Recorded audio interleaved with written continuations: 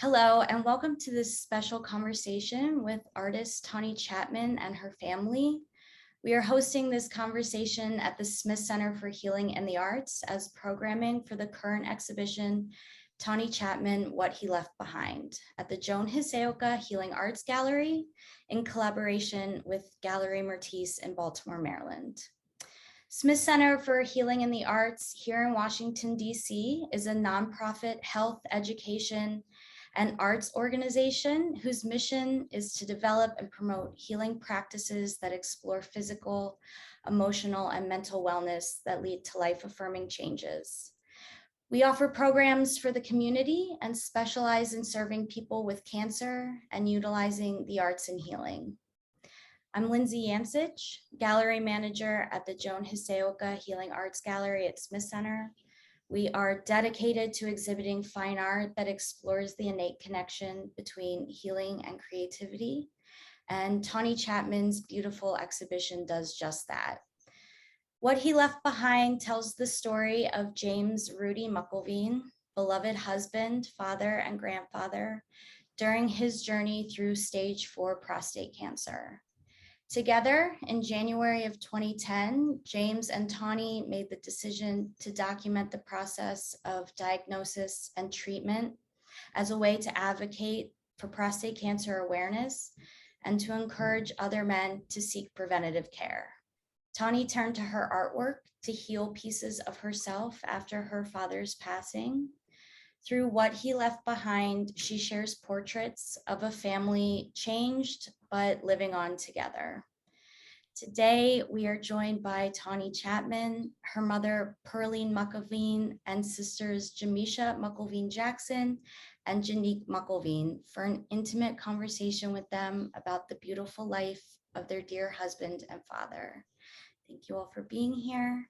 And I would like to also introduce Lisa Sims Booth, Executive Director of Smith Center for Healing in the Arts, Julia Rowland, Senior Strategic Advisor for Smith Center, and Myrtis Bedolla, owner of Galerie Myrtis and the curator of Tawny Chatmon, What He Left Behind. Thank you all for being here today to give space to Tawny and her family. And Myrtis, I'll hand things over to you. Yes. Thank you, Tawny. I'm sorry, Lindsay. Of course, Tawny is foremost on my mind this afternoon. Yes, thank you for that beautiful introduction to the exhibition and today's discussion. I am Myrtis Bedolla, the owner and founding director of Galerie Myrtis and the curator for the exhibition Tawny Chatmon, What He Left Behind, which is an intimate reflection on the life and loss of James Rudy Muckelvene, the father of photographer Tawny Chatmon. What began as an effort to document his battle with prostate cancer and ultimately his victory over it resulted in Tawny capturing the disease, taking his life. Journal entries chronicle the emotional pain Chatmon felt as she watched her father's life slowly slipping away. In these ruminations, she shares her innermost thoughts. They remind us of the fragility of life, and losing a loved one is difficult to bear. The exhibition is being held again, as Lindsay stated, at the Joan Hisaoka Healing Arts Gallery in collaboration with my own Galerie Myrtis. And I am joined by Tawny Chatmon and members of the Muckelvene family, along with, again, the director of Smith Center, Lisa Sims Booth, and Julia Rowland, the organization's strategic advisor. Before we begin our discussion, I'd like to take a moment to allow the panel to introduce themselves. And I'll start with the Muckelvene family and ask Tawny to begin, please. Hi, everyone. Thank you for joining us today. My name is Tawny Chatmon, and James Rudy Muckelvene is my father. Jamecia? My name is Jamecia Muckelvene-Jackson, and Tawny is my little sister, and James is my father.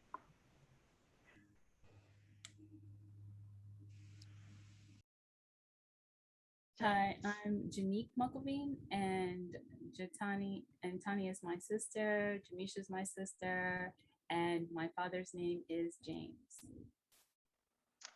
And Pearline. Hi, I'm Pearline Muckelvene. I'm Rudy James Muckelvene's wife. I'm Tawny, Nikki, and Nisha's mom. And the most special person in this conversation. And Lisa, would you do the finally? Of course. Please Hi, I'm provide Lisa. your background. Sure, I'm Lisa Sims Booth. I'm the executive director at the Smith Center for Healing and the Arts. And I just want to say I'm honored to be here with you all today and being part of this amazing conversation. We know all too well the impact that cancer has, not just on the patient, but on the entire family. And I lived that personally with my own mom's journey with ovarian cancer. And so I've lived it as well. And I'm grateful and blessed to be here with you today. Oh, thank you. And Julia? And I'm Julia Rowland. I'm Smith Center Senior Strategic Advisor. And also I join Lisa in saying it's such a privilege to be part of this conversation today and being able to talk about this very powerful exhibit and the potential it has to reach far beyond the walls it's hanging on, to touch so many lives with what this journey was like for the family and each of its members, and honoring this magnificent man. Oh, thank you. Yes, this exhibition is a deeply personal and sentimental journey through photographs chronicling Muckelvene's battle with prostate cancer. And in today's conversation, we will address the family's grief, patient care, and the use of art in healing.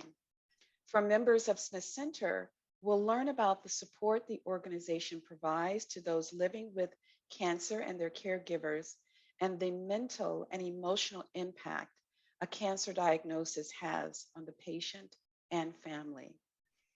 Now, Janique, am I pronouncing your name correctly? Janique, yes. Janique, yes. I understand that you've written a beautiful poem dedicated to your parents. Would you begin by reading? Let's begin the program by you reading that. Sure. The piece is titled A Lover's Tale. On the day he met her, his life was sealed. Their future was rooted and time stood still. As his heart revealed, his home would be forever with her. He would come for her anywhere, walking, riding a bike, car, bus, train, everywhere. In the snow, the sun, the rain, he didn't care. By her side, he would stand every day, no matter the obstacles.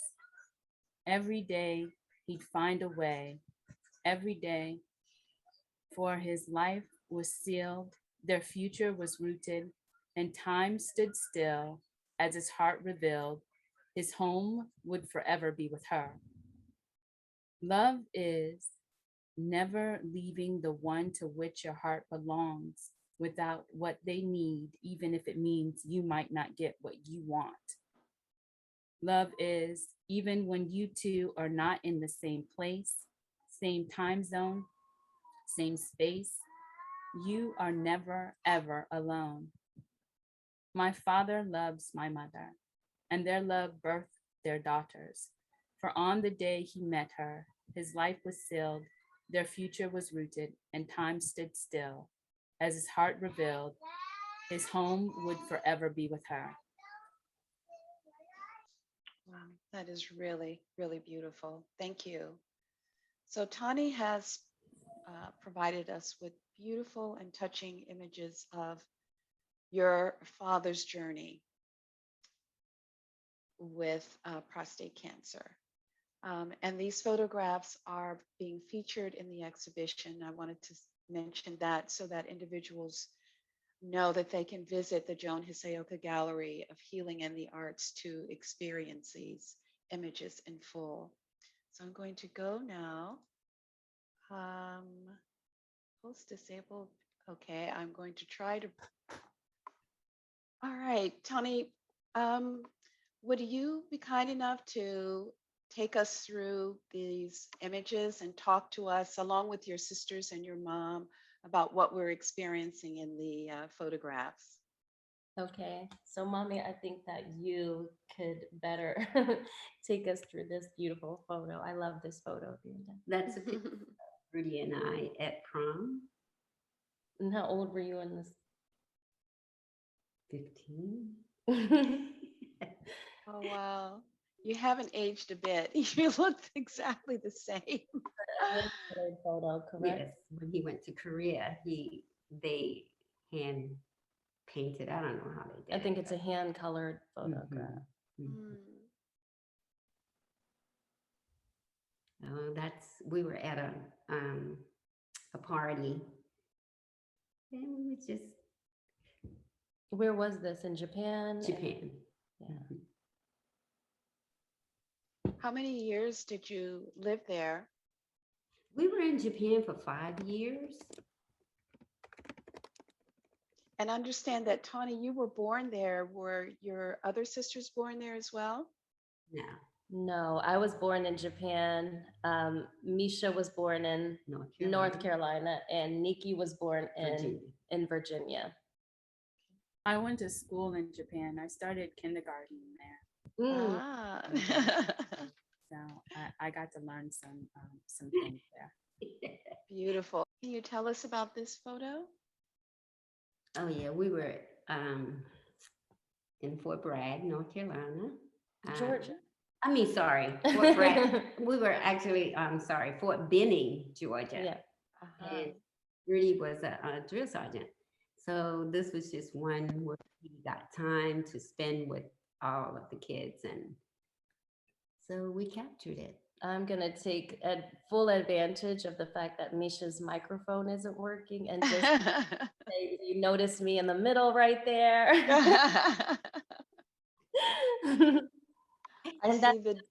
I can just imagine that we probably had a pillow fight or something like that, and then ended in this way. That's a thing that our father always did with us, pillow fighting. You describe him as a very loving father and husband, but drill sergeants are known to be really mean. And I see his drill sergeant cap on the headboard there. And I'm gonna tell you a little story about. I'm gonna be brief, but he was a great drill sergeant. Actually, one day he had all of his troops call me and say, "Hello, baby," and it was like, whoa! But that's the type of person he was.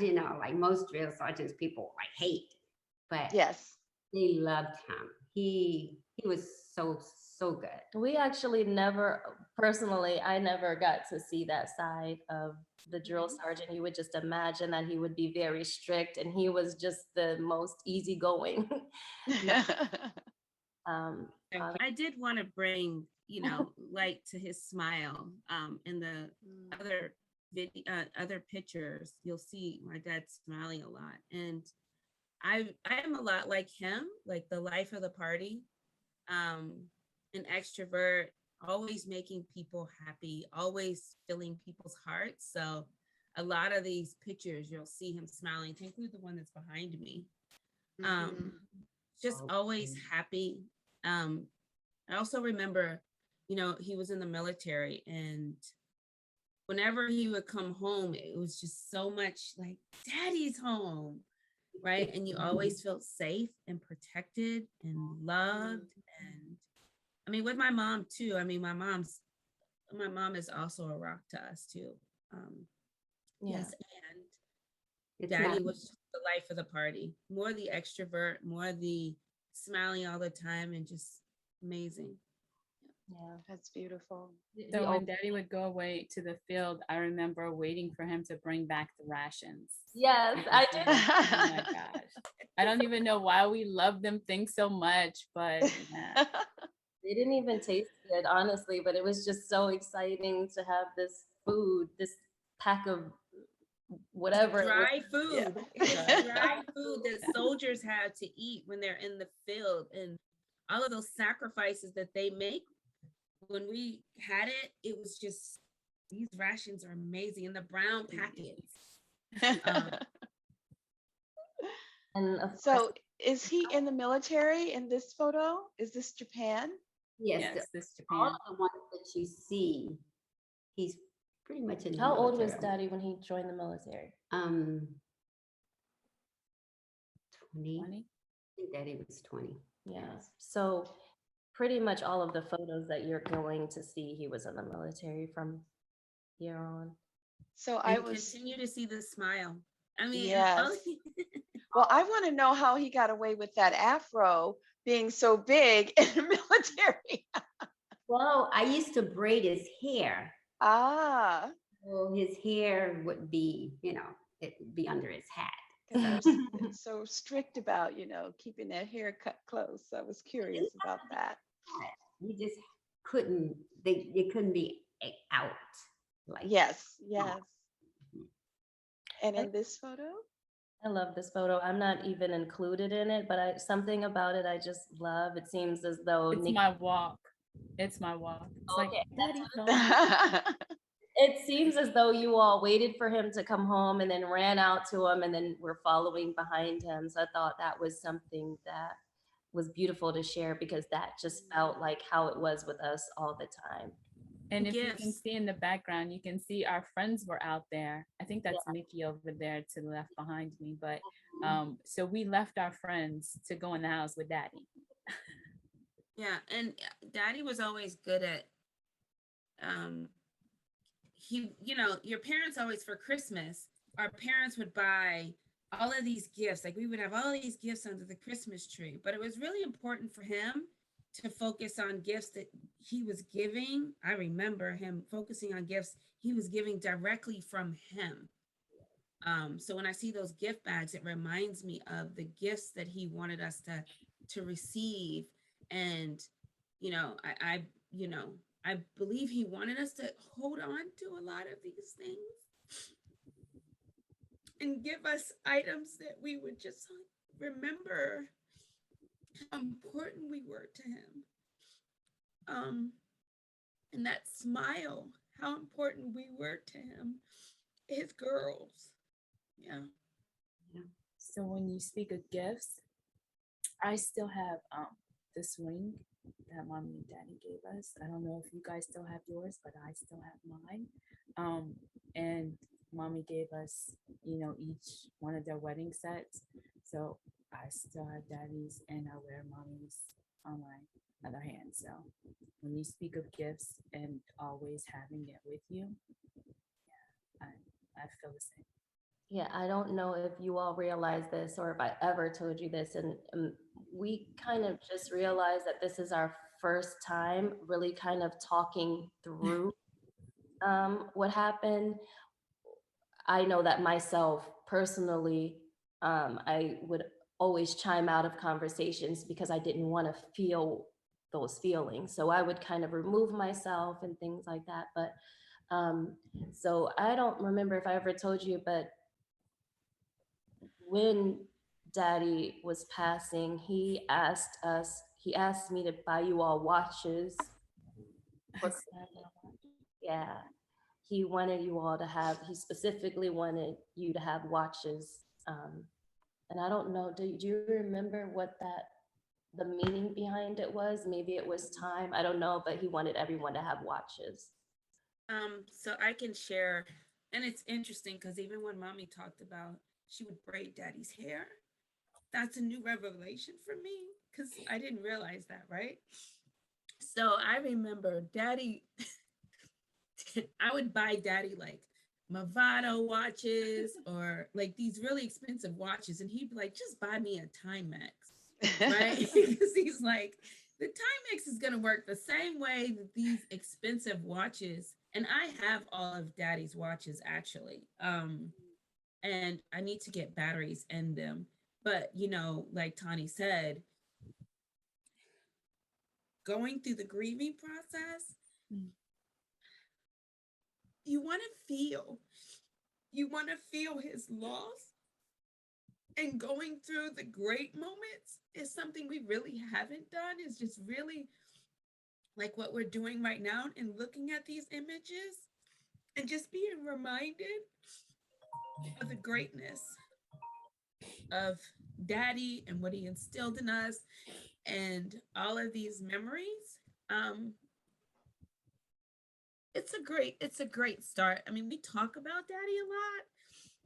It's just actually revisiting the images of Mommy and Daddy. I mean, we've seen them, we keep posting them, but really talking about what they mean to us is something different. So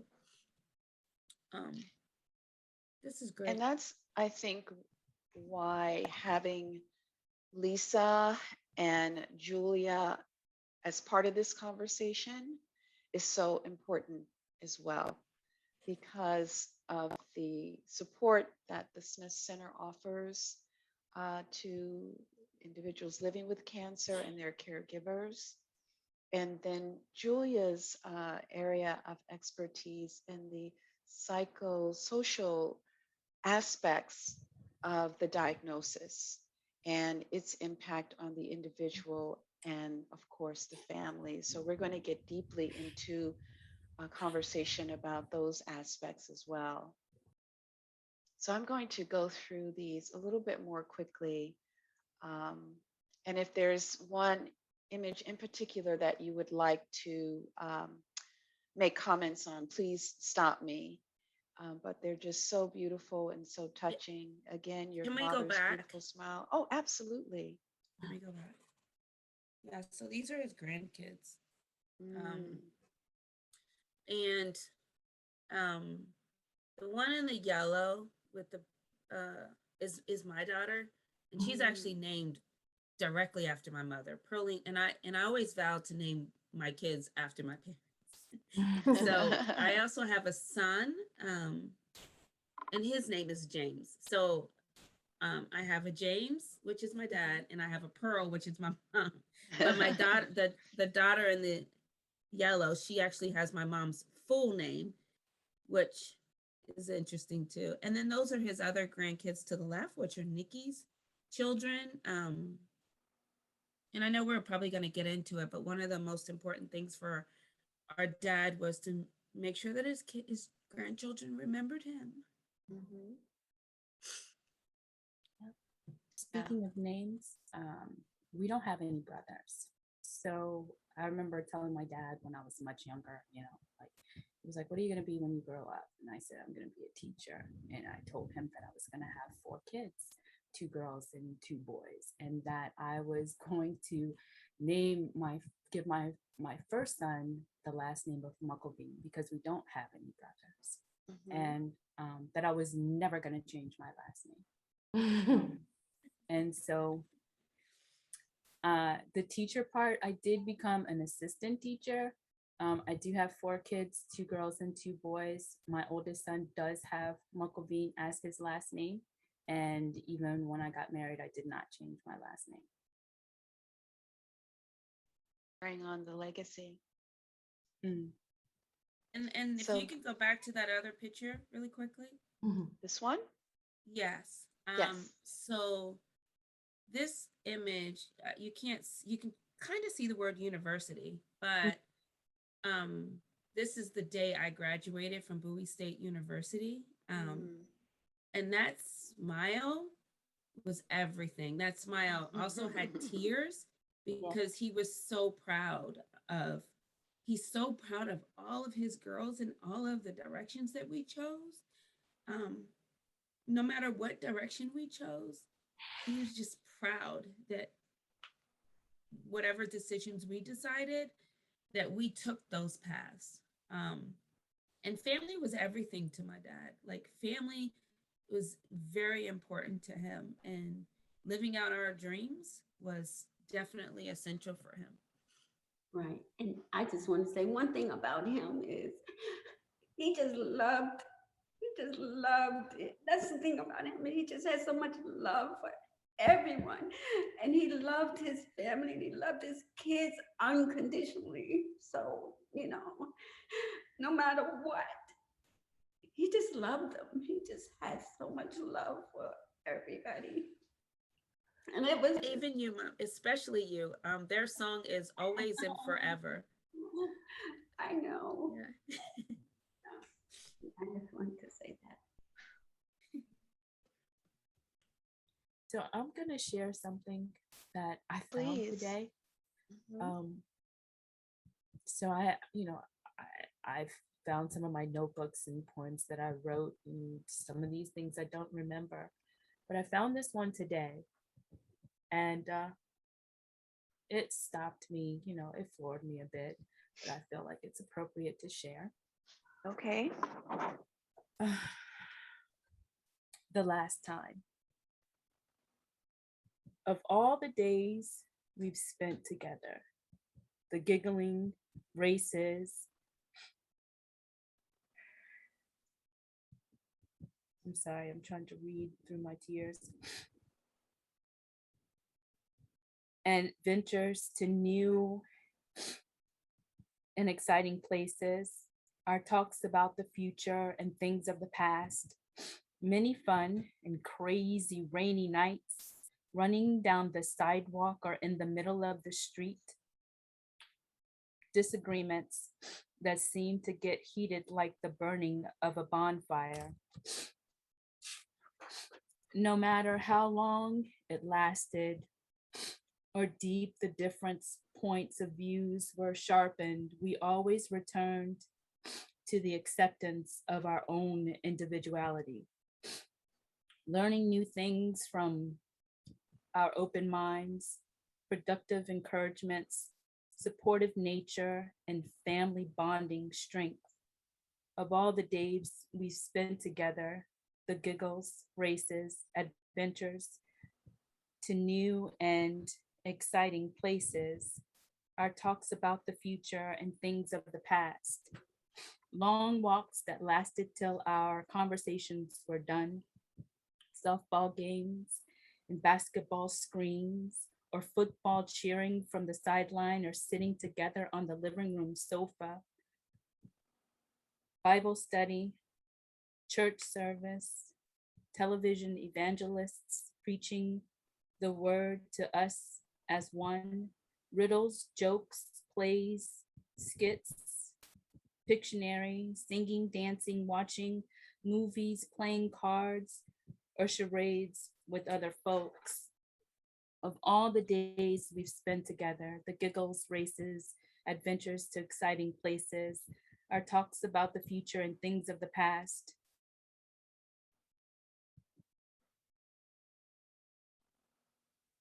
The day I will remember forever, the last time we were all together, December 20th, 2010, the last time you said, I love you, Daddy.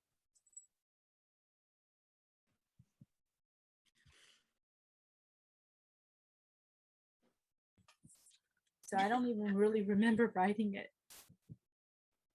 But it's everything. It's the running in the rain. Daddy would have us run in the rain, and Mommy would be like, "You're gonna soak up the floor," and he would be like, "Let's go do it anyway."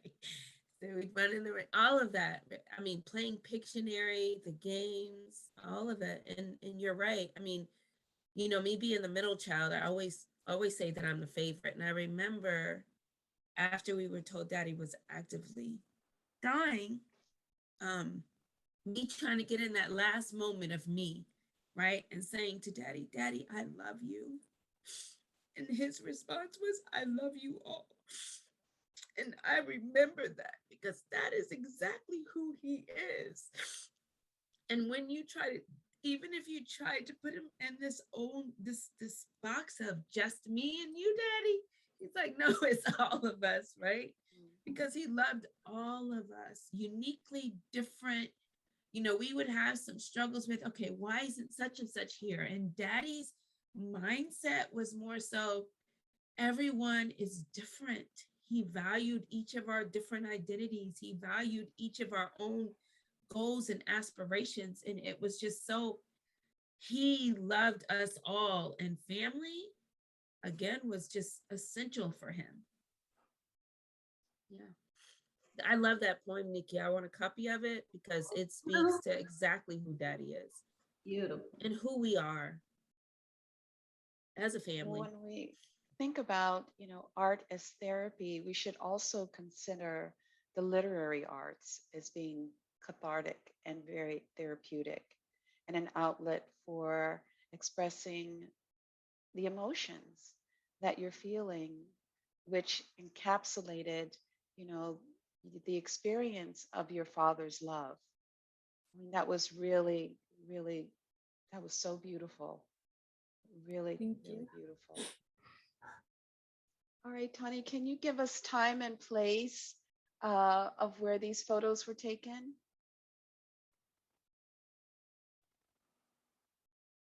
I know, Tawny, if you don't know. I'm sorry, I Okay. was muted. I was on mute. These were at home at my parents' house in Bowie.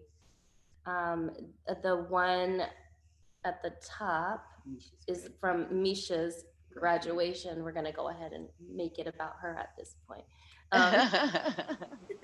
That was at her graduation, and my dad was very proud of her that day and always. And the other two were from a cookout. My dad loved, I don't know that he loved cooking on the grill, but he did it together. And while he cooked on the grill, I'm not sure if he actually loved cooking on the grill, but and this Daddy was the cook. Daddy cooked. Daddy is the one, I didn't even go home because I was like, I have to eat at mommy and daddy's house. And then I'm going, Daddy was the cook. And this is DeAndre, Nikki's oldest son. And First grandchild. First grandchild, yeah. So he named everyone. He named all of us. When he couldn't pronounce names, all of the kids call my mom Amma now because DeAndre couldn't pronounce whatever grandma, or they call me Tantan because he couldn't pronounce Aunt Tani, or he didn't say Aunt Tani. So no, it's just he named my dad Genana. And so that's what everyone, all the grandkids call him. Well, we're still debating on if it's Gena or Genana. Right. They say Genna. They say Genna sometimes, and then they say Genna.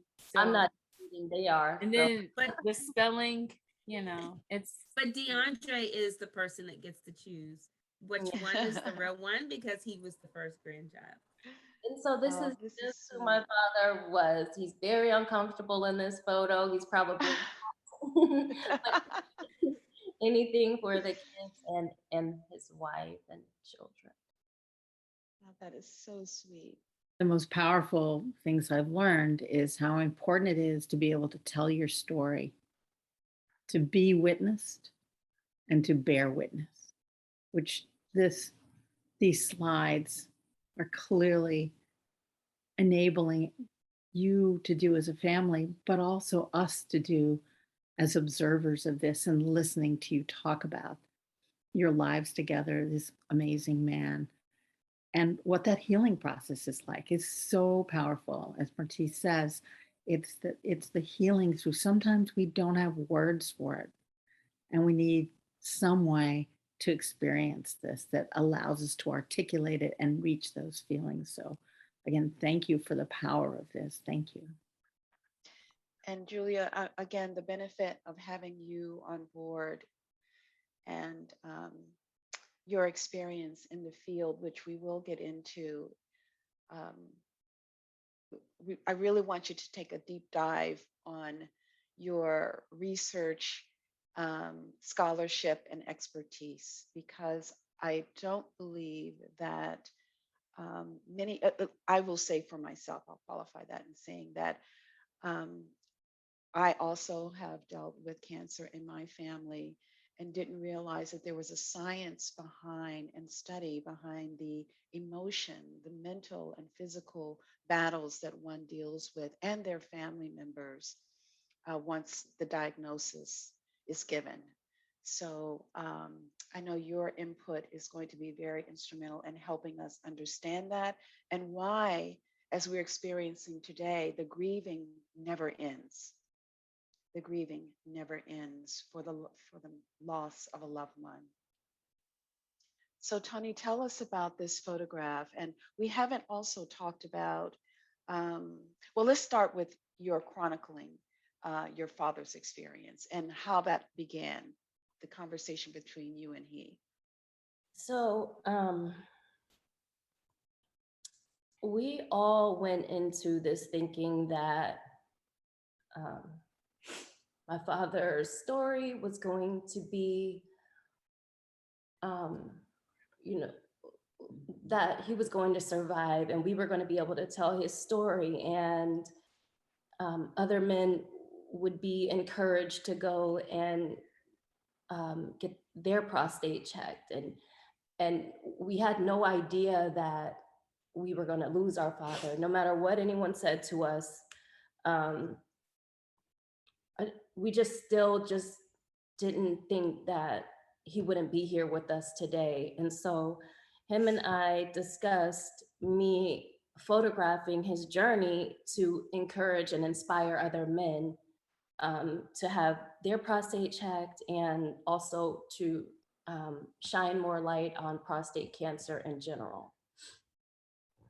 And so this photo is this one of his first? We went to Kaiser, which we went to see the hematologist. This is one of his first appointments. After. Myself, my mom, and Kaylin went with my dad here. I'm not sure if Misha was at this appointment, but so this is one of his first appointments. I don't think we received any bad news or anything at this appointment. Well, that one we went to, and he was that's when they were gonna tell him what type of treatment he could receive. Yeah. Okay. That's the same day. And so this is the same thing. Kind of, to me, it just shows that I feel that from our faces, from my mom's face, you know, we still were happy. We still were in a happy place. We thought that everything was going to be okay. The doctors told us that this is normal for men. Most men, before they die, will have prostate cancer at some point in their lives, and things like that. So we still were very hopeful that this was just something normal that he was going through.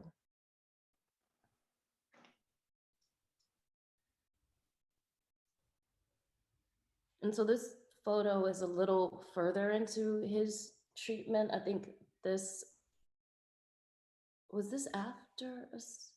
Yes, that was after surgery. This was after surgery, and me, Nikki, and Misha, and my mom are there. My dad is writing in his journal. He had a journal that he wrote in.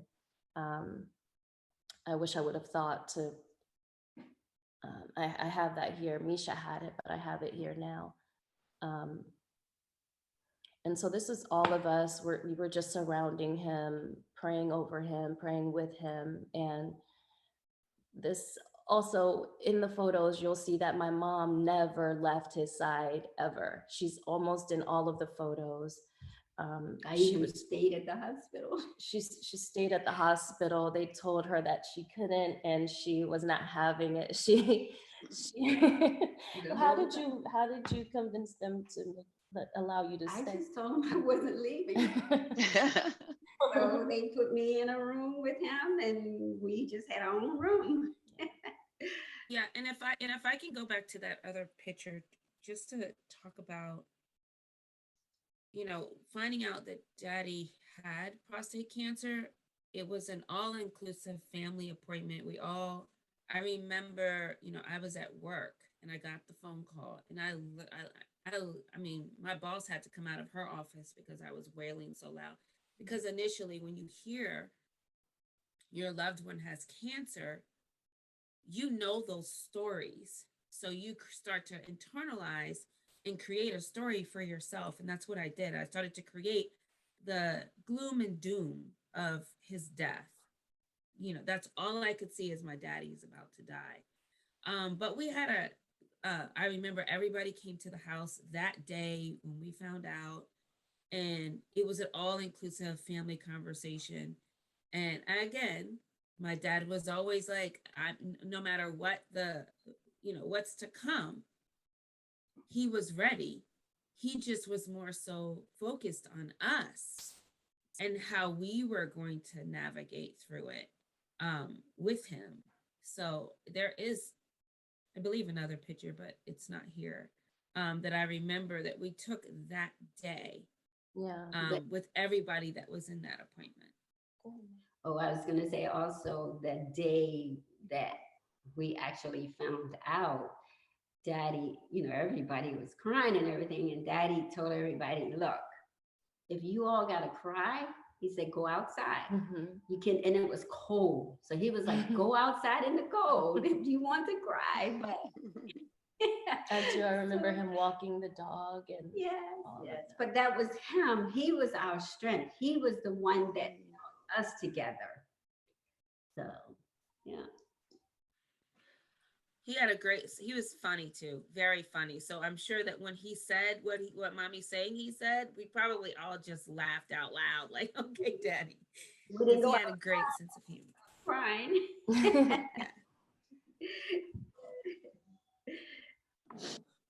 And so this is another photo, just a reflection of the way that my parents loved each other.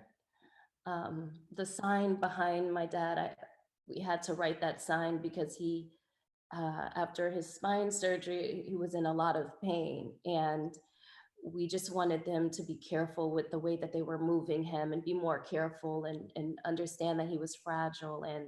And this photo just, to me, signifies, it kind of tells the whole story all in one photo to me. This is how my mother was the entire time, and this is who my father was. And it's just a beautiful photo altogether. Yeah, it really does speak to the bond between them. Look how they're connected in this photo.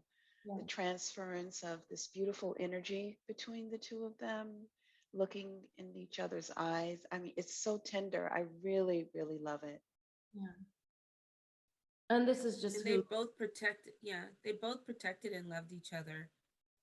And it was like, it's a perfect balance, and just where she needed him, he was there. Where he needed her, she was there, even during this fight, right? Even during, and I always refer to them as warriors. Yeah. Because it takes a lot to go through this. And as Daddy is falling, getting weaker, Mommy was his strength. And vice versa. Even though Daddy was in a weak state, when Mommy would find herself in a weak spot, Daddy was her strength. Even through this. Yeah. And this photo, to me, it reveals the toll that cancer took on my father's body. If you can remember back to the photos that I shared in the beginning at Misha's graduation, where my father was happy and smiling, and still even here he smiled. I don't know how he continued to smile, but he just continued to smile. But he had more weight on him. He was just, fuller all around, and cancer just really broke his body down. This is after so this is after his spine surgery. You can see, the image that's captured. You can even see the line in the middle. And you can see, it looks like it was taped there, or something that was there just stapled to protect him. But this is after he had to have spine surgery, because I believe it was on my parents' anniversary when they were able to find the growing cancer, which morphed into a sarcomatoid carcinoma, and it required him to have hip surgery. But due to the hip surgery, it was hard for him to walk, and they tried to get him to walk. And then, or was it the spine surgery first, Mommy? Help me remember. And his daddy had spine surgery. And then, so the spine surgery was first, and then the hip replacement. Okay, right. Calcium was very high, so they sent him to the hospital. And then while he was there, he had spine surgery. And then the day after his spine surgery, he went down for x-rays, and somehow he fell. He slipped. He didn't fall all the way, but then his femur broke from that. And then that's why he had to have the surgery on one leg, and then Okay, yeah, spine and then hip. Got it. spine, femur. And this is my father in my what I call this, a sitting room. And Kaylin, my daughter Kaylin, she just became, she had them all to herself throughout the day. The other grandkids weren't around because my father agreed to come and stay with me so that I could help more. So Kaylin took full advantage of that, and she was just always up under him. He played Barbies with her. One time she even got jealous, and I wrote this in a journal entry and I just reread it. After my father had surgery, and throughout the whole time, him and my mother couldn't sleep together anymore because he was in pain. His body was, and they had slept together for, I don't know how many years before, how many, 37 years before. And so one time we made it possible for them to sleep in the same bed. My mom scooted beside and laid beside my dad, and Kaylin was so jealous about it. It was just so sweet. But yeah, she just became his little best friend in those moments, or he became her best friend. I can't say she became his because he wouldn't allow me to say that because he has other grandchildren. He would never want anybody. No favorites. But yeah, she was just always up under him. And I don't even know to this day how she actually, you know, if you ask her about him, she says she remembers, but she doesn't want to get into discussions about him. She even begins crying. We don't even know how they actually really feel. We know how we feel. We don't really know what that did to them or the effect that it even has on them today. All of his grandchildren, including Kaylin, because they were all close with him. And so I don't even know where the idea came from, but my dad just started using drawing and art as therapy. No one suggested it. It was just, it was just something that he took up. And for this to be some of the first pieces that he drew, he did really amazingly. So I think this is a good time for Lisa to contribute to how the role of art in healing, and to share with us the Smith Center's role in supporting individuals living with cancer and their family members. Thank you, Myrtis. There have been so many moments where I've wanted to chime in, but I've also just been in the love and just the support that you all have given each other. And I just want to say thank you for allowing us to be a part of this. And it's been real. I'm trying not to cry most of the time. I'm sitting here like, we're not going to cry here. But you all have just shown, just in this moment, the power of what Smith Center has been trying to do for the last 25 years. And that's really capture the power of people having community, which you had with each other, and going through such a hard time. And what we know, a cancer diagnosis can be so isolating, not just for the person who's just been diagnosed, but for the family as well. And so Smith Center has tried to be a place where people have that community, that solace, that refuge, where you can get have a place to come and get away from some of what's going on in that moment in your life. And so you can come to some of our classes or take yoga, and in particular, do some of our arts and creativity work. And that was the sole reason we also started the gallery. There is something so powerful, and Tawny, you're showing this through your photos. Your dad's drawings really capture it as well.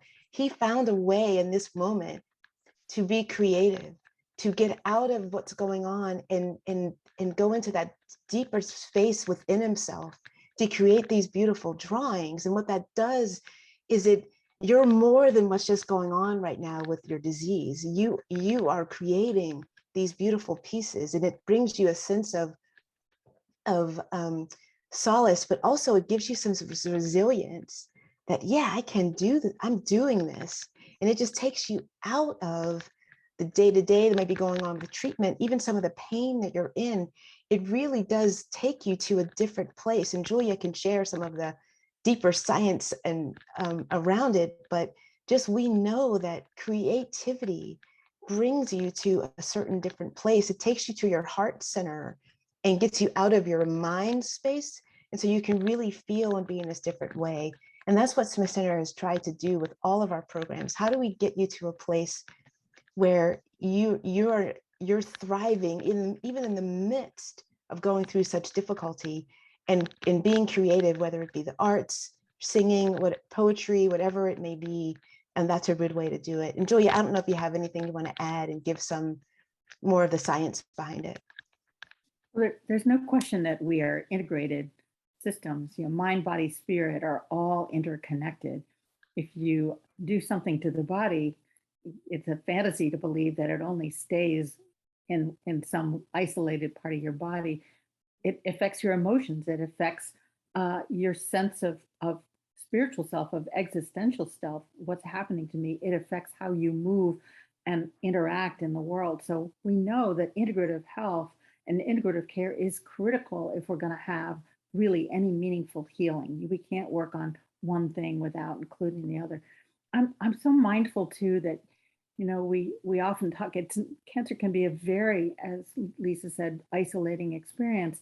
But what we do know for fact is it doesn't happen just to one person. It happens to families and often to communities. And your story today really shows that in so many dimensions. What is the impact of a member of a family being diagnosed with cancer? What is that journey like? Because they don't make that journey alone. You all travel along with them in different pathways and different experiences. And having outlets to share that are so important, whether it's poetry or it's music or it's painting or it's knitting. I mean, anything that allows you to express yourself in some other way, we know from the science is incredibly healing, gives voice to those emotions and allows you to process that, to grieve as needed in here and to feel whole again when this is over. So you have some coming together and some healing that will be able to take place, even if you lose someone who is so meaningful to you, that there is healing to be had around that. And that certainly art is facilitative of that experience.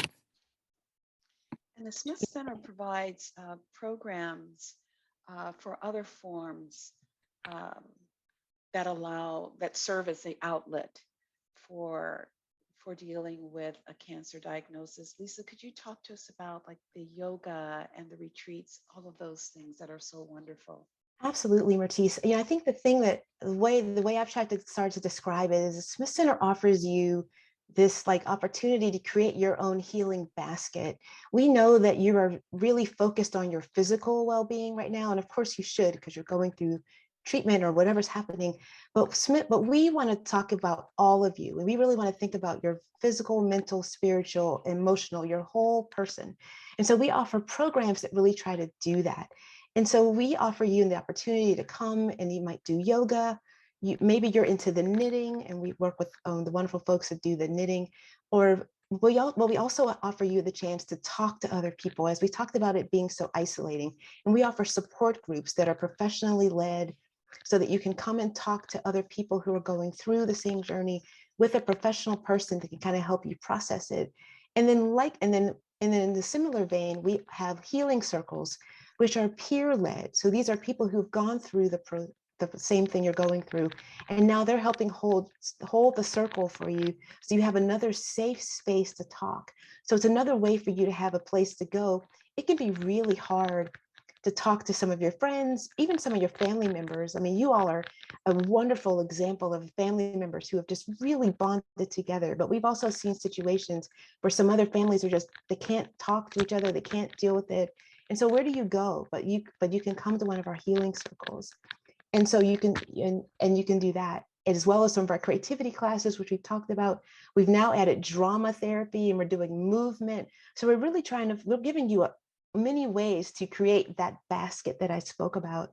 And the other thing we offer, though, as well, is our retreats, which have been the hallmark of Smith Center's work for many, many years. And that takes a small group of people out of this, out of your environment. We take you out to the country, and you're immersed together with a very small group in this really intimate way.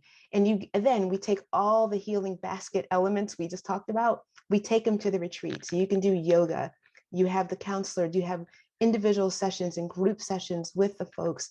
Plus you're immersed now in this nature. So you're out and about in the country. And then we have these nutritious meals for you that are prepared to help sustain your body. But it's just really a way for you to get a little bit of a breather and get a break from those. Julia is very involved in the retreats, and she can add more. We've unfortunately, because of COVID, not been able to do in person here lately, but we've launched a virtual program called Invitation to Healing, which is taking those same elements and doing them virtually, but it's bringing people together. So really, we are about people finding community. We want to be that place where people can find that solace and refuge. We want you to be able to come into the doors of Smith Center and breathe a little bit, take off some of the armor that you built up the whole time, wherever you're going through, be able to put it down, both the family as well as that person going through it, and just be them in the yoga class or in an art class or just walking through the gallery. This is what we want people to do. So then when they have to put all that back on and go back out, they're a little bit stronger. They have a little bit, they got a little bit more sparkle from what they just were able to do. And that's what we've been here doing for 25 years.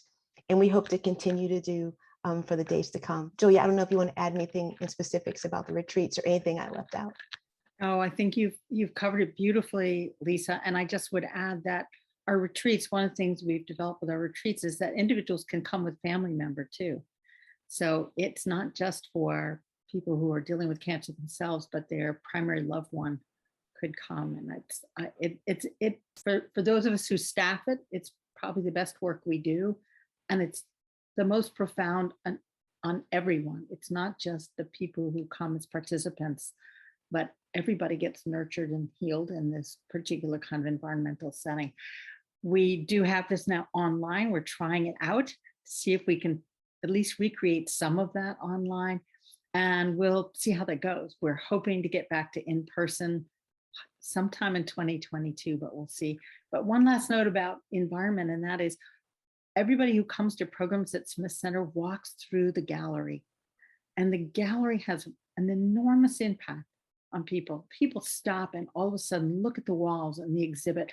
And I think, Tawny, of this spectacular exhibit that's up there now and how meaningful it would be to walk through that. People can still come to the gallery, but we don't have the same traffic through. And there's part of me that says, ooh, I wish we were going to be able to keep this up till we opened our doors again, because I think it would really speak to so many people because of the power of the images you put together and the story that you as a family, all of you today have told, that bring to life all of those images. So again, thank you for that.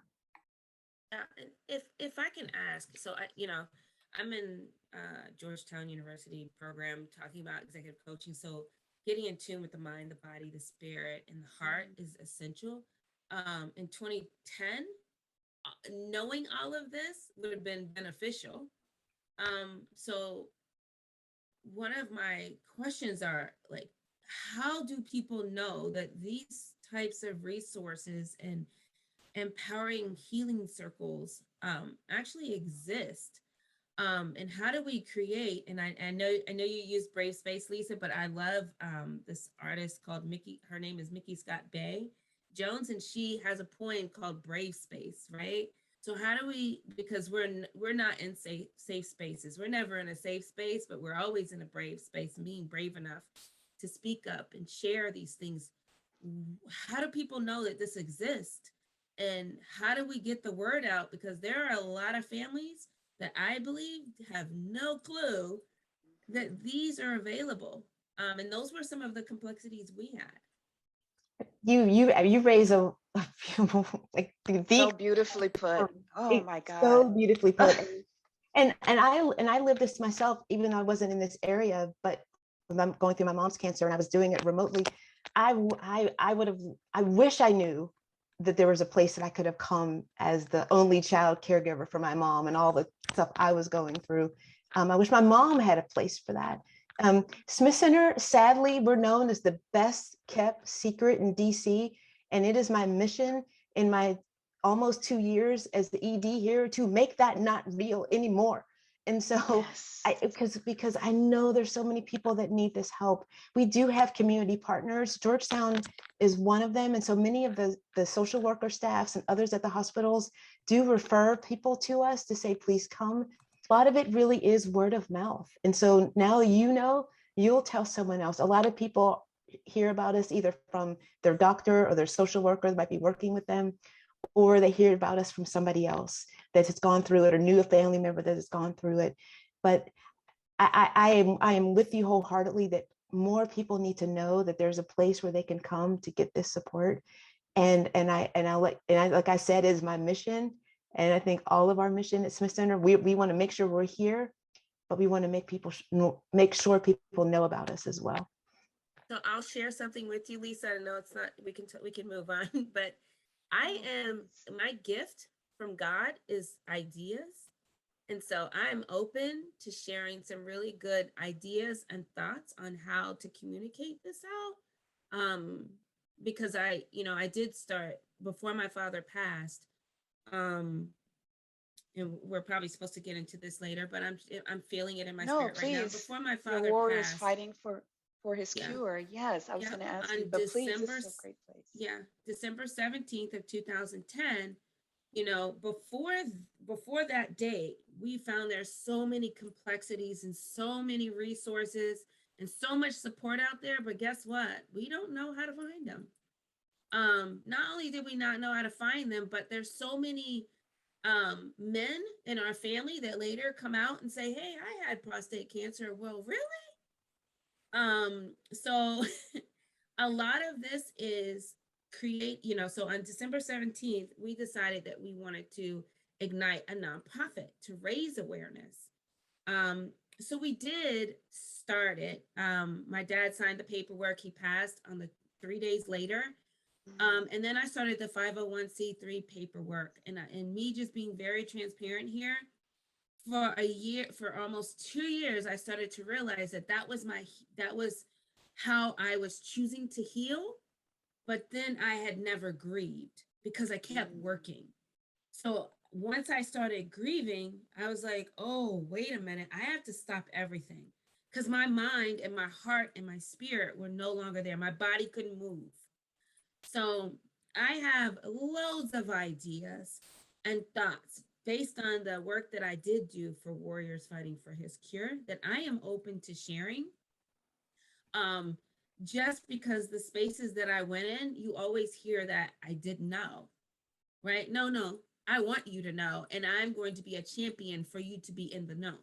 So I am here for you. And maybe I'll reignite and kick it off, and Warriors will be even bigger. I mean, I even had the NFL supporting. So I'm with you.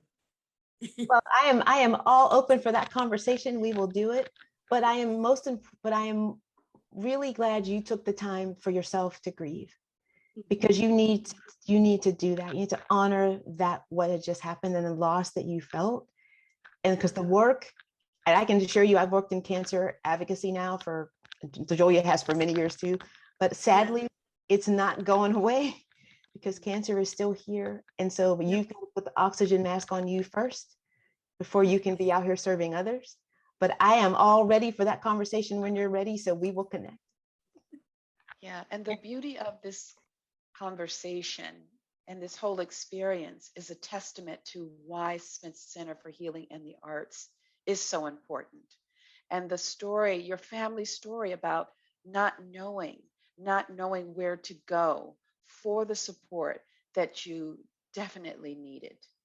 And so I thank you for sharing, you know, your personal journey, and Tawny having the presence of mind to chronicle your father's experience, the powerful writings that have come out of that, and then Jamecia, your effort to start your nonprofit, knowing that there was a void of services that individuals needed and awareness. So let's continue, because we still have several compelling images to go through here, and then we'll open up the conversation a little bit more. So this is a very touching video of your dad and Tawny and your sister singing.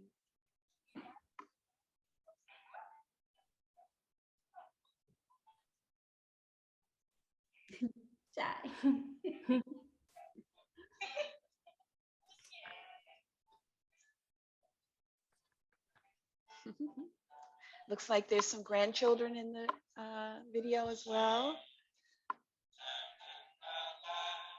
Both are mine. Oh, there's Katie.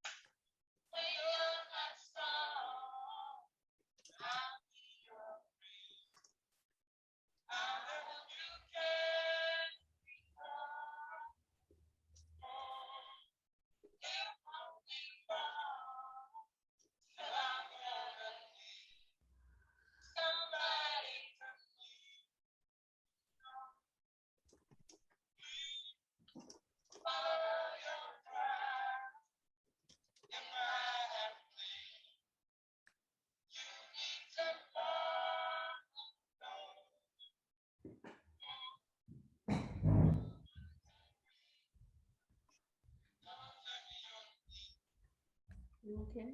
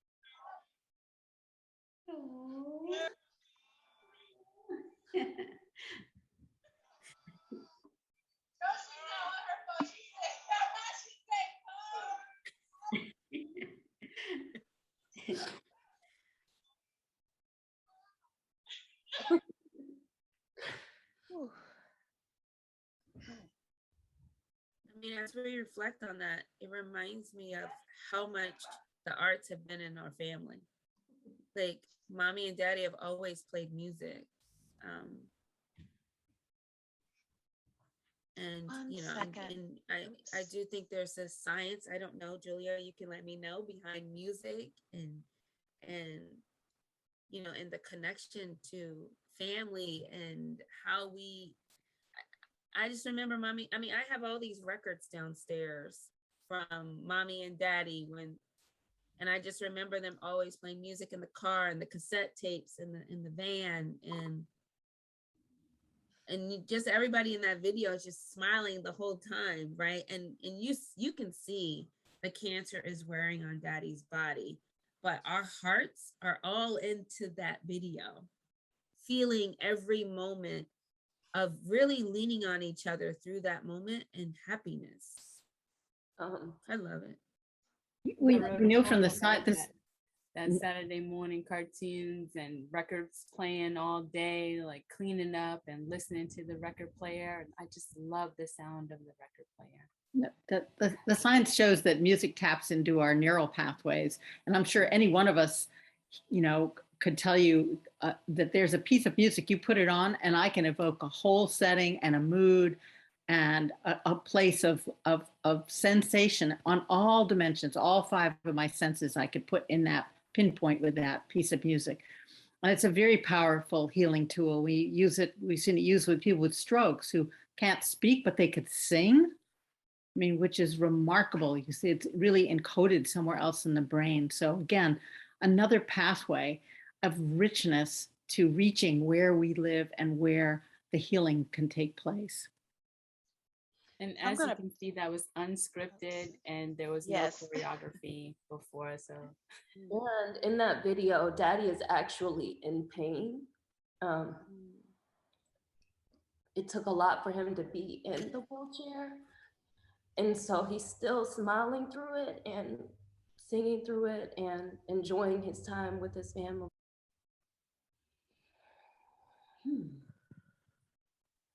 And so this photo is December 20th.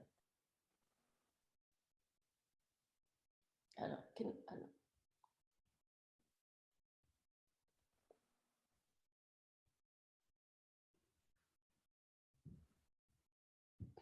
I don't know. Can somebody else?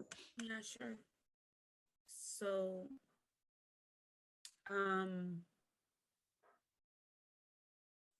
you know, we did tell family that we were informed that he was actively dying the day before, which is December 19th, which is my son James's birthday.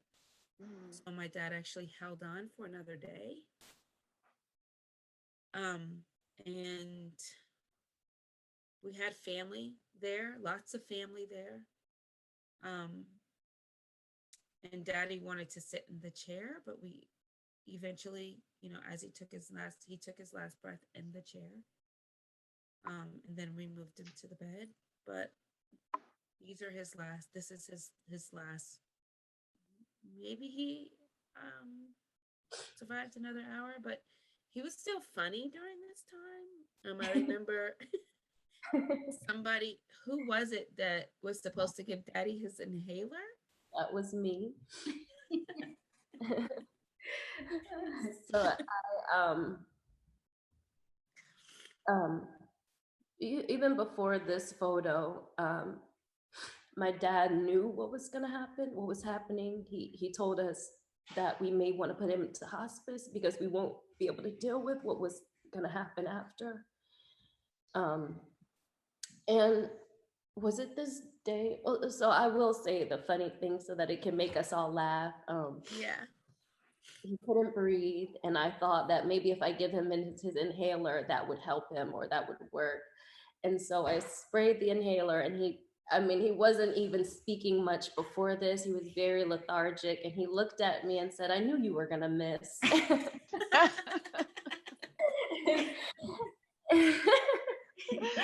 And so it just really made me laugh and just think of that is just who he is. And me and Misha and Nikki and my mom were talking about this before. Misha said that she was going to say a code word, and she didn't use that code word throughout this whole thing, and we've been ugly crying the whole time. But so my dad would say something to us about our ugly cry, and Misha used this to kind of deviate from us being so sad, and she would say, "You're doing the ugly cry," or "Think about daddy and the ugly," telling us to stop doing the ugly cry. So we would stop. But before my dad passed, he told my mom, "Pearl, I have to go home."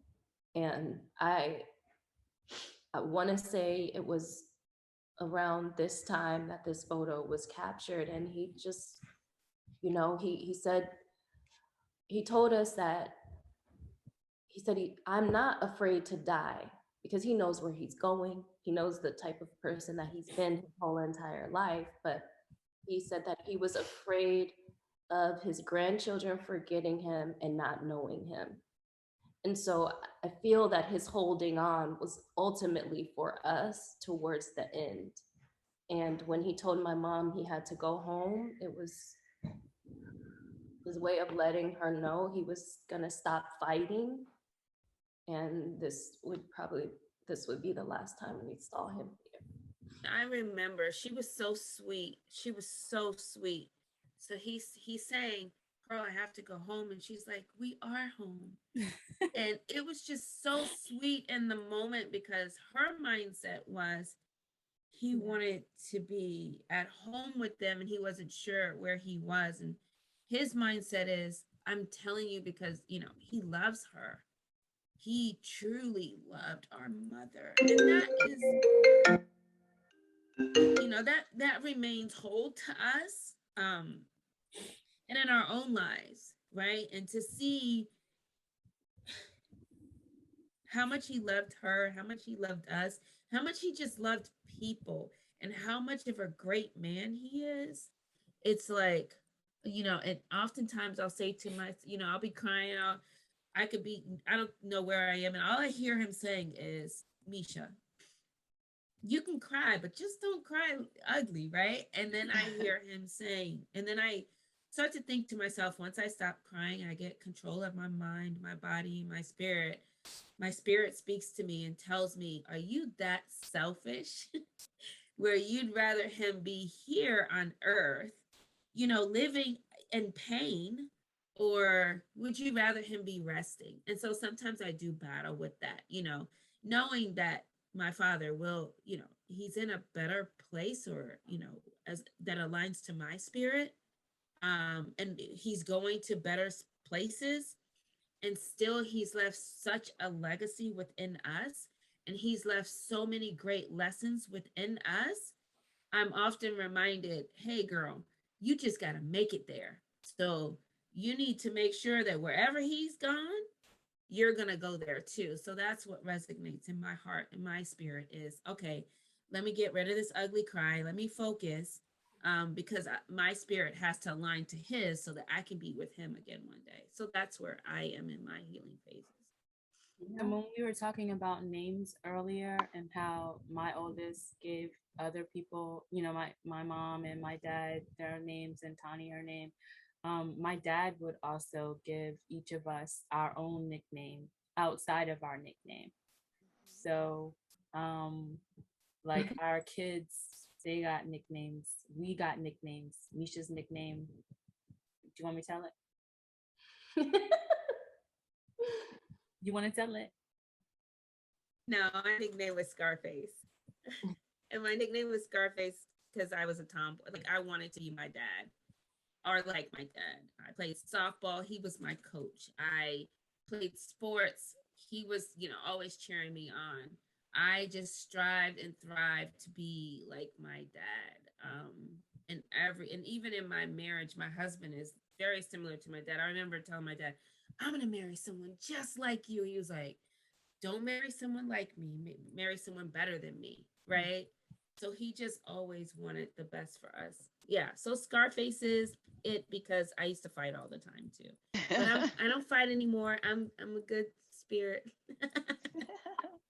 And then my nickname was Bony Maroney because so thin. Tawny's nickname, she actually got her nickname because of Misha. But Daddy loved and embraced us through it all. He was always our hero. Yeah. Yeah. So Lisa and Julia, I was wondering if you would like to respond to the comment of Tawny's father, just saying that he was ready to go home. And if words like that bring comfort to families, do you have experiences or have had conversations with individuals who are either living with cancer and facing the fact that they will not survive it, and psychologically how they deal with that? Julia, can you speak to that as well? One of the hardest things with traveling alongside a loved one is knowing when and how to let go. And sometimes permission needs to be given to the individual or family member who has cancer to let go, that it's all right. We're going to be all right. You've left us a deep legacy. We know you need release from this life and the pain of this life and the suffering. In this case, it was very beautiful because your father turned around and said he was ready. He let you all know that he was ready to make that passage. It is very important, that kind of letting go. We do know that speech is important at the end, because hearing is the last sense to go. So even though somebody doesn't look like they're present in the room, they're not conscious, talking to them, we'll often tell people to talk to your loved one as they're making that transition, because they'll hear you. And we know that from some of our studies where people have been under anesthesia or who had a heart episode and came back and they said, oh, I could hear people talking. I could hear the message here. Or I remember distinctly somebody saying X, Y, and Z. So I think those are very meaningful. And it's not always easy for someone as deeply as loved as your father was, your husband was, to let this man go. And yet I'm thinking, Jamecia, of your comment about, I want to be wherever he is. I can assure you from your description, he's up there preparing a place, lots of room for family. But he's going to want you to be here as long as you can and fully living life, because he embraced life fully. And that from your story and these pictures, I mean, that's what comes across, is living life up to the very last minute is what we're all here challenged to do, and finding ways to do it. And as Lisa says, it's one of the things that we try and do at Smith Centers, give people the capacity to do that, the commitment to do that, and the support to do that. It's very well said, Julia. I wholeheartedly agree. And I think the wonderful thing as well about Smith Center is that we don't tell people how to make any of those decisions. That's not our place. We just create that place for you, but we don't we hope that we'll help you decide whatever that is. And this reminds me so much of my own personal experience with my mother, who made a similar statement to me over the phone, that she was now done with it all. And I was just like, I didn't quite understand what she means, but I'm done with everything. And she'd had 7 years of in and out of remission with her ovarian cancer. And she goes, I'm done with it all. What I later realized, that she'd been willing herself for a long time to do what she was doing, and she was tired. And she said, but she was just like, I'm done now. And as much as I was like, no, same way I felt when she said I'm stopping chemo, my instinct was no, but I'm like, it's your decision. It's your decision. I had to it's your decision. So when she said I'm done now, I'm like, okay. And then she, went 2 weeks later at home, peacefully, the way she wanted. I would say, after shushing me out of the room, because I think she did not want to pass in front of me. And so she gave me the get out of here. And I came back 10 minutes later and she was gone. So, but I had to respect and loved that she loved herself. She knew when she knew, and I had to know it was okay. And I let her know I was okay with that too. But it's hard. I won't lie that it wasn't really hard. But the love you all have for each other just comes through so much for me. I'm like, can I be adopted by your family? Because y'all the love is all that has come through, is the love. And that's how you all got through. And that's how you continue to get through. And so I hope you all know that what you have is so special. And I hope you treasure it and value it. And I know you do. And we are all privileged that you're letting us witness it and be a part of it right now.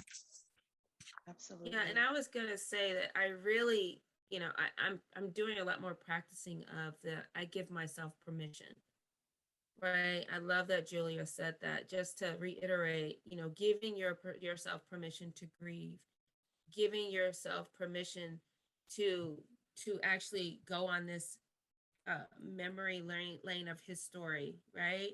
And giving yourself permission to do this self work of grieving and accepting and or sit into these healing circles. Like, I love this whole concept of give yourself permission. When you're the caregivers in particular, and you make this journey alongside your loved one, being able to show self-compassion is critical. You know, because you love and cared so deeply for your husband, your father, you have also to love and care for yourself deeply, because boy, from everything I've seen, he certainly would expect you to do that for you.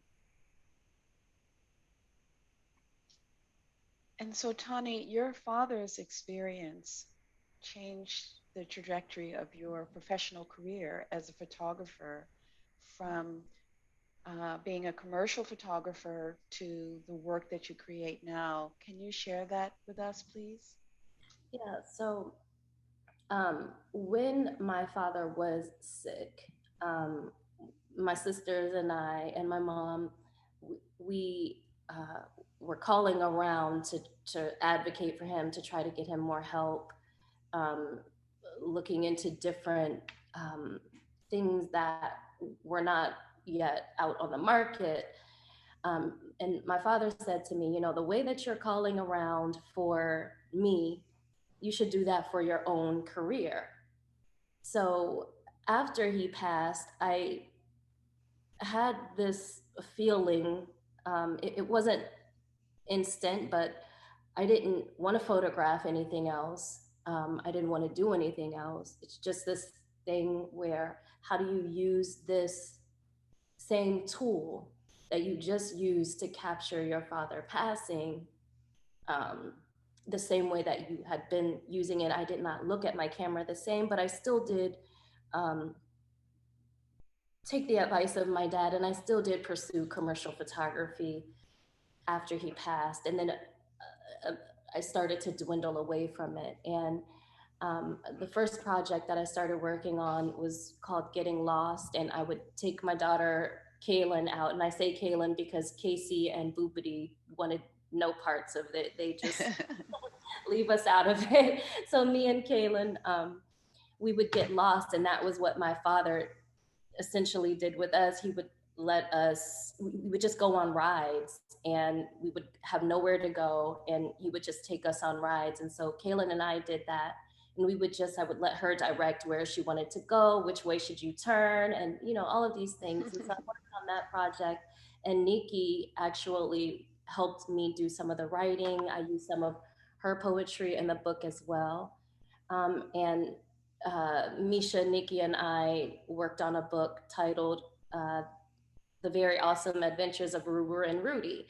Rudy was a deer, which was to resemble my dad, to be, yeah, we named him after my dad. And Ruru was what my dad called Kaylin. And so we worked on that book. And at this time, we're not really realizing that these are ways that we are using to heal. We're just doing them as a dedication to my father. And so at that point, I was not taking any more commercial work, and other things started to happen and just pile on. Trayvon Martin, young Black girls and boys being sent home because of their hairstyles, their natural hairstyles, being sent home from school, Black women being fired from their jobs because of wearing our natural hair, going into museums with my children, not seeing ourselves on the wall, dealing with grief, and all of these things just started to pile on, and I just started to create the work that I create today. And let's take a look at, oh, go ahead. I'm sorry, go ahead. It's okay. And so this piece is titled, it's from my Deeply Embedded series. And I created this during a time where it felt that I was hearing every other week of a young Black girl or boy being sent home or bullied because of their hair. And so this is Deeply Embedded Little One. And the images embedded in her hair are from the National Archives, and they're of African women. And so it was my way of connecting us back to our ancestry and celebrating everything that we are and who we are and our hair. This is my newer work, and this is from exhibition at Galerie Myrtis, and it's on view at the Smith Center as well. It is titled, He's Got the Whole World in His Hands. And this is my cousin Chelsea, my father's cousin Chelsea, and her husband and family. And I created this piece because I started to look around at my work, and because for the most part, it was coming from a standpoint of motherhood, I started to notice that men were missing, fathers were missing from my work. That didn't make sense to me because my father was such an amazing father. My brother-in-law is amazing, my husband is amazing. Most of the men in my life are amazing fathers and men, and so I wanted to celebrate that.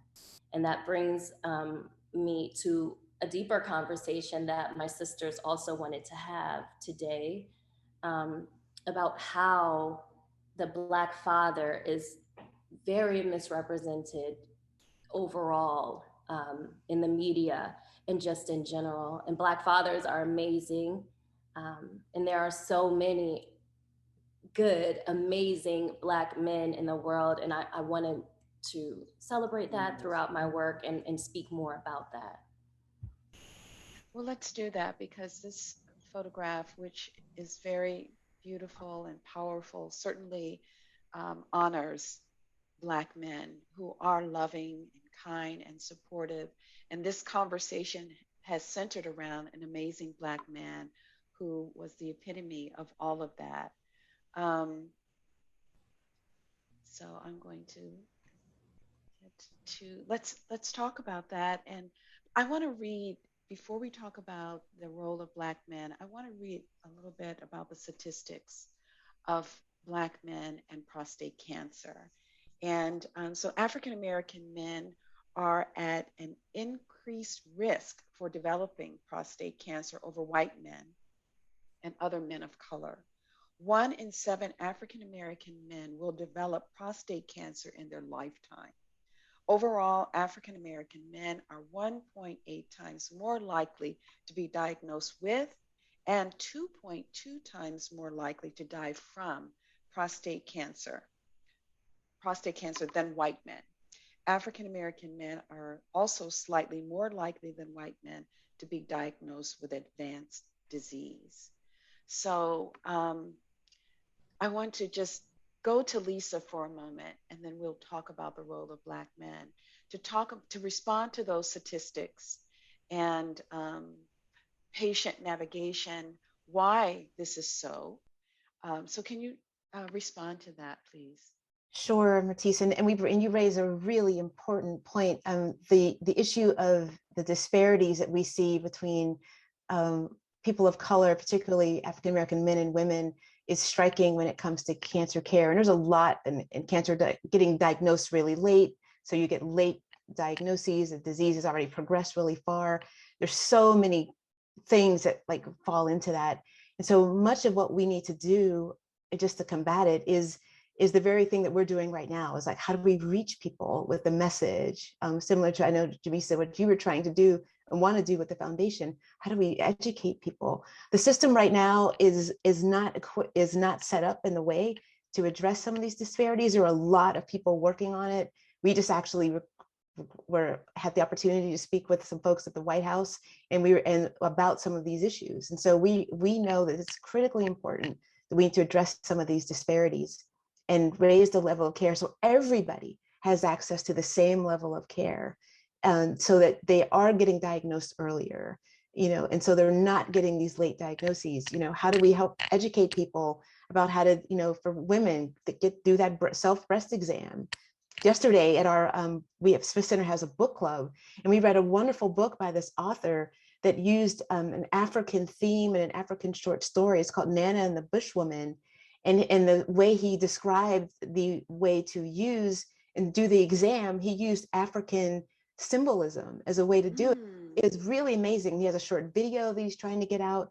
Another way to educate people on what you can do for yourself, so that, and a lot of it has come down to educating people and then going to get that screening, going to get those mammograms. But again, we're struck with people that don't have access. So then how do we make sure people get that access? It is a really difficult situation, but it is one that we must, fight for. And I know a lot of people are thinking about it, but we as a community as well are going to have to do our best to educate ourselves, whether through our churches, through our community groups, our sororities, fraternities, all of that, to say that we will not continue to be, set with these kinds of statistics. It is unconscionable that it happens. It just is. In your work, are you finding that there are psychological barriers to men overall refusing to or afraid to go in and have those exams? I think, if you live in a community where the statistics look really bad, and what happens is, in your network of people, the outcomes have not been good. And so it can engender a reluctance to go and be screened because you feel helpless. It's just going to be bad. I don't want to know about it. And I think part of it's also an access thing. I think so much that we've learned by growing awareness of the social determinants of health. These are not genetic differences. These are socially engendered differences that are fixable.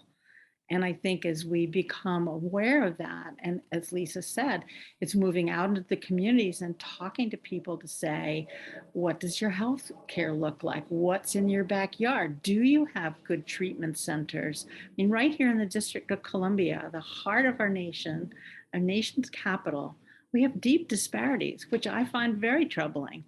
And I think, but it's not that they can't be addressed. They can be. We have to find the will to do that, the resources to, and the communities themselves need to be very engaged in that process. I have a longtime researcher. One of the earliest things I learned is community-based participatory research is the only kind of research to do.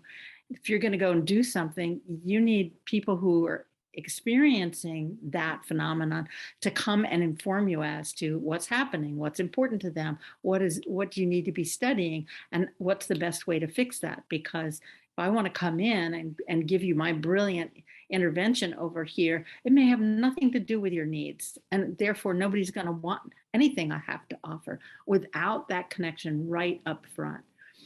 So I think that those are important directions for us to be headed in, is reaching out into the community and saying, asking the important questions that you've just asked, Myrtis, is what might lead to hesitation in screening? Is it because you just don't have screening available to you? I mean, or you don't have the time. You're raising a family, you're holding 2 jobs, you have limited resources available to you. You don't have the time to take care of you, because you've got so many other commitments to others. And that's a reality for a lot of people. And I think, again, all have to be considered, and we have to figure then, how do we address that piece of it? Yes. So, long-winded answer to your question. No, it's but an a very important question, Myrtis. Yes, thank you. Jamecia, you wanted to make a comment? Yeah, I'm going to have to make a comment, and I have to go. When we say the word community, I think we first have to identify what that means. So when we're talking community, everyone doesn't necessarily, just because I live in 14103 XYZ, doesn't necessarily mean that I identify with that community. I might identify with that community in a different way. So, going on this Georgetown journey, I think about identities a lot and how differently each of us identify, and how you communicate with these communities or these circle of people that, especially the African American community, where if I'm going to talk about the African American community, some African Americans don't identify as being African American. They may identify with being Black. So I think we have to really dive into who are we really talking about, what sections we're talking about, and really how do we access those people. And maybe it's more so being people centric and not community centric, which is going to help us better support the people who are not getting detected early. Just some of my thoughts here, and and especially those of, and I don't identify with people of color because I identify as a Black woman, but how do you reach me? There's some faith-based spaces, right, where I know that when I was working in this space, me getting to the faith base and diving into churches, that's where I got my aha moment, where there's not a lot of conversation here about this process of cancer. We talk about healing, you're healed by his stripes. We talk about, aligning it to our faith, but it's a process that goes in alignment with the faith. And so that's the health process and the healing processes, and how to dive deep into other spaces other than just church. But I do have to go. I have a hard stop at 1:30. I'm sorry. No problem. Elisa, I saw you nodding in agreement. Did you Oh my want to God. respond to I that? just, we definitely need to talk. I so was like, oh yes. I love that. So much of this work is about the messenger that's coming with the message, but also really being clear about who you're talking to. You're absolutely right. And you are absolutely right. And it is about the person. It's always got to be about that person.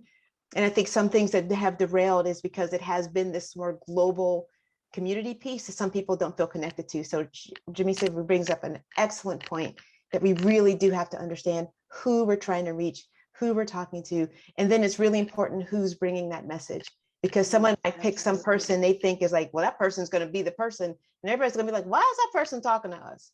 So we really have to be clear about who's bringing these messages.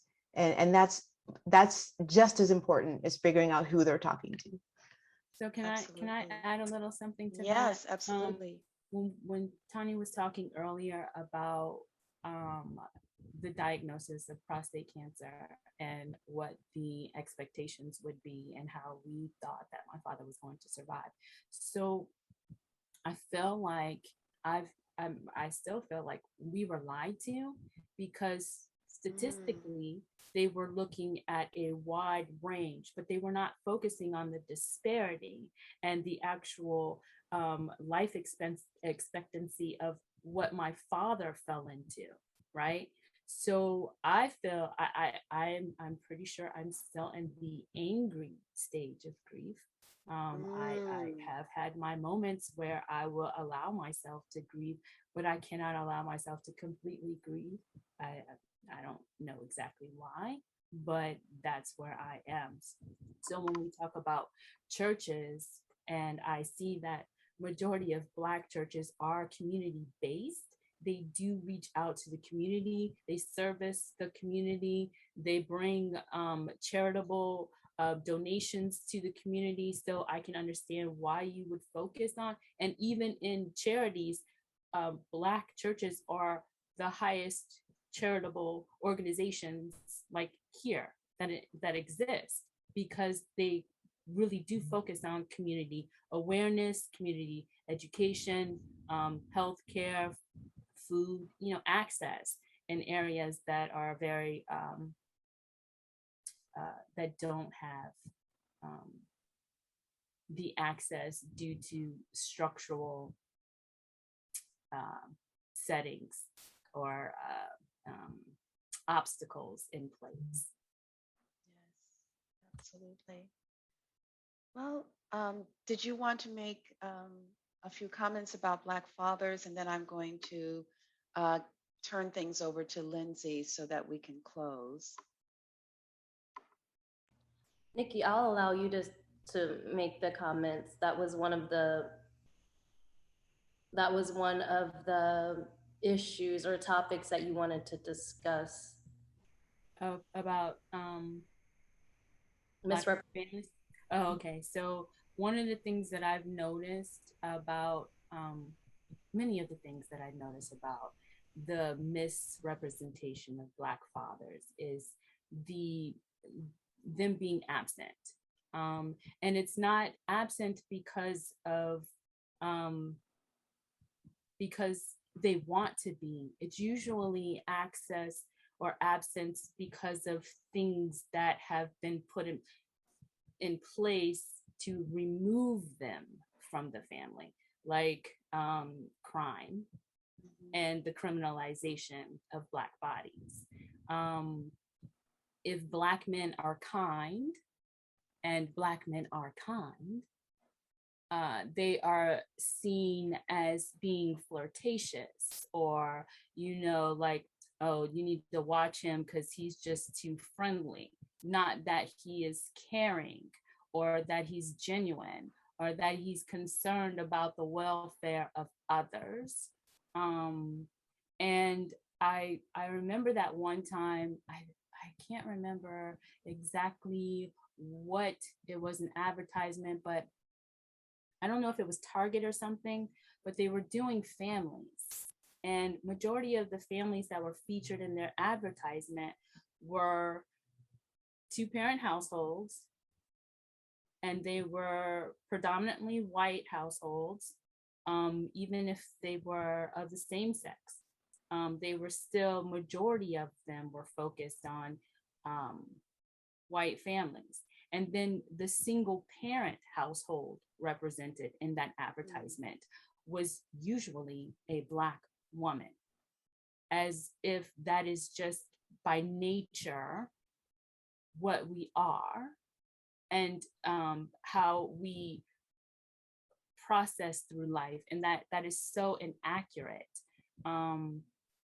So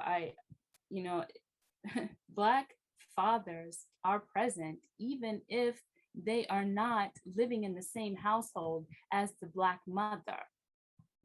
Black fathers are present, even if they are incarcerated. They are still present, as limited as it might be, but they are still active as much as they can be. So I think that this misconception about Black men and where they are when they become fathers is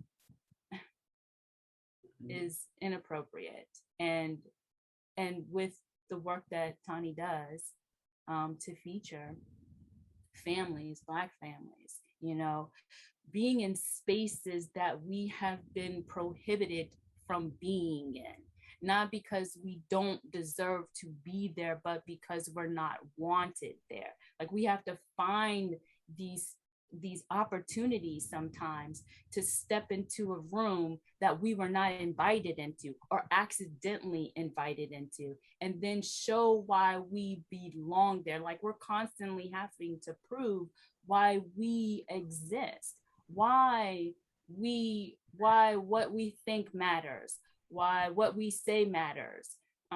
So I really appreciate the fact that, Tawny, you took this on, and that you are putting us in gold. Like, there's gold and jewels, and not that that's what we are only seeking, but because you're elevating our worth and our value to those who haven't seen us for who we are. I think that's all I have. Well, again, another beautiful and powerful statement from the writer. I love that. And I think, well, first, Tawny, did you want to respond to that? I think she summed it up. You have to think, and that's a whole nother conversation. These things are not accidental. These things are purposely done. That advertisement that you spoke about, it is purposely done, whether it is conscious or subconscious. It's just been the way that Western culture has shown us throughout history. And so it just continues. And I think that with voices and work and things like that, we can dismantle that sort of thinking and just way of life for our children and the future. Yes, absolutely. To take an active role in dispelling those myths. I was raised by a Black father, a Black man, and I am my daddy's child. I was the favorite, I'm just saying. But I know that's not true. I know that's not true. You were the favorite in that moment that you right. were the favorite, right? But there was enough love to spread around. But I want to thank you all for contributing to this compelling conversation that honors James Rudy Muckelvene. Thank you to the family who were so willing to share your truth and your experience as it unfolded in terms of his battle with prostate cancer. Thank you to Lisa and to Julia for adding such great content to this conversation. I know that what you've provided will be very helpful and informative to individuals who are living with cancer and to their caregivers.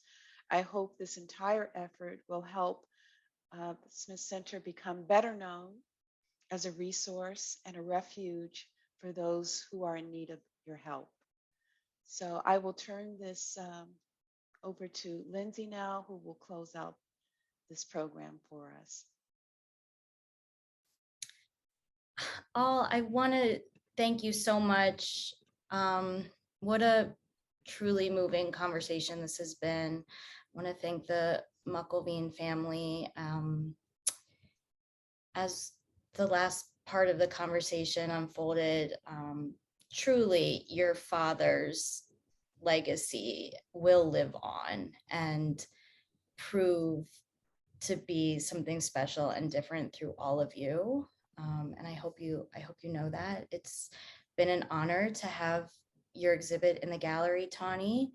I want to thank Myrtis and Julia and Lisa for being here with us today. Thank you for facilitating this conversation, Myrtis. And Sure.